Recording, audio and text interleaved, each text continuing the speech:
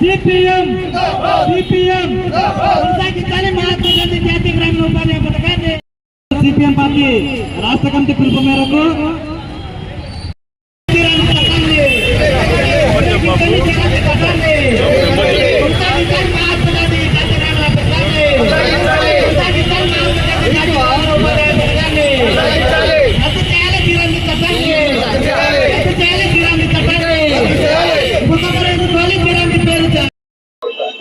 మహాత్మా గాంధీ జాతీయ గ్రామీణ ఉపాధి హామీ పథకాన్ని కొనసాగించాలని, నాథురాం గాడ్సే అర్థం వచ్చే పద్ధతిలో ఉన్నటువంటి జీరామ్జీ పథకాన్ని వ్యతిరేకించాలని చెప్పేసి కోరుతూ ఈరోజు గాంధీజీ వర్ధంతి సందర్భంగా సిపిఎం పార్టీ వ్యవసాయ కార్మికులు అందరూ కలిసి ఈరోజు ఒక ప్రతిజ్ఞ చేస్తా ఉన్నాము.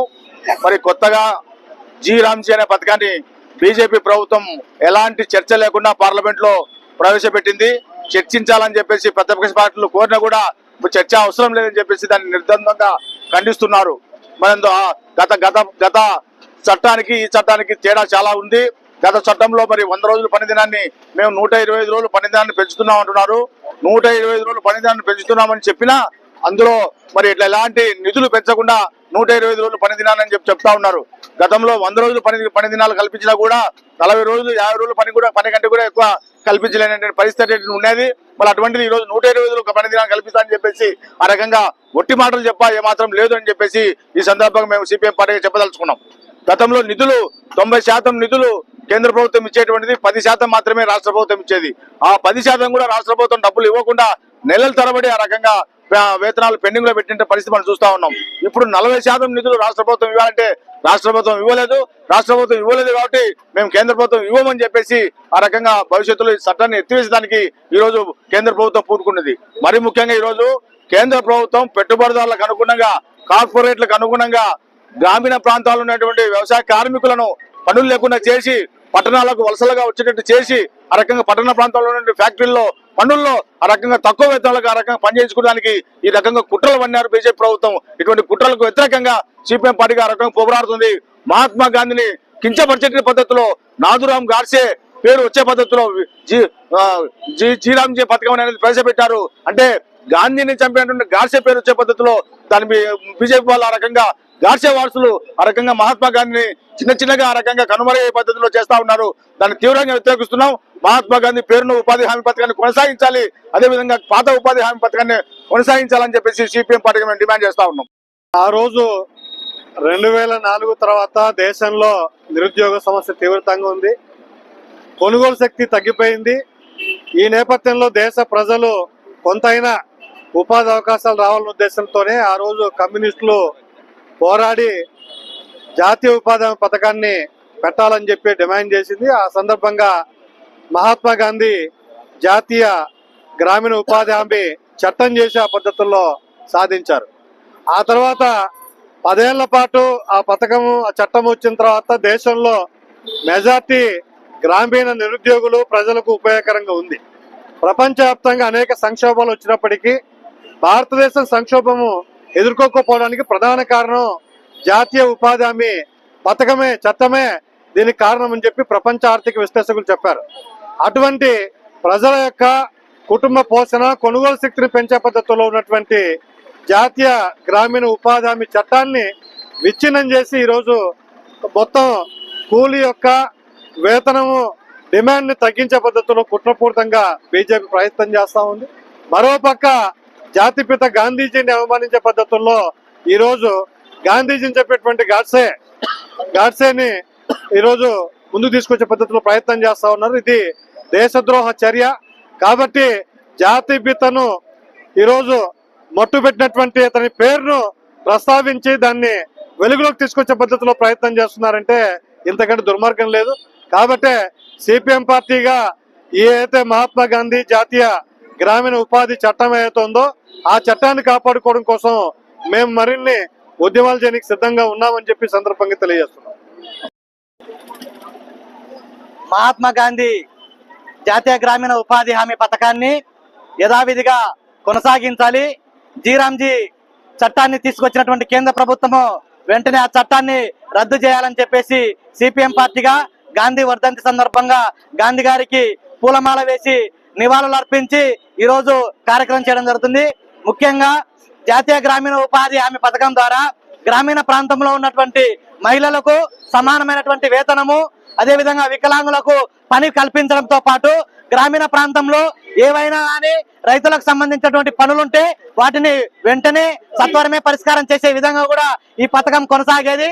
దీని ద్వారా పేద ప్రజలు దాదాపుగా 100 రోజులకు పైగా పనులు చేసి వాళ్ళ కుటుంబ జీవనాన్ని కొనసాగించేవారు. అటువంటి పథకాన్ని ఈ రోజు కేంద్ర ప్రభుత్వము నాశనం చేసే విధంగా జీరాంజీ చట్టాన్ని తీసుకొచ్చింది. ఈ చట్టం ద్వారా 120 రోజులు పని కల్పిస్తున్నామన్నటువంటి మాట తప్ప మేము కేంద్ర ప్రభుత్వము నిర్ణయం తీసుకొని ఎక్కడ పని చేయాలనో అక్కడ చేస్తే తప్ప నిధులు విడుదల చేస్తాము, లేకపోతే నిధులు విడుదల చేయబోము అనేటువంటి స్పష్టమైనటువంటి సంకేతాలు ఇచ్చింది.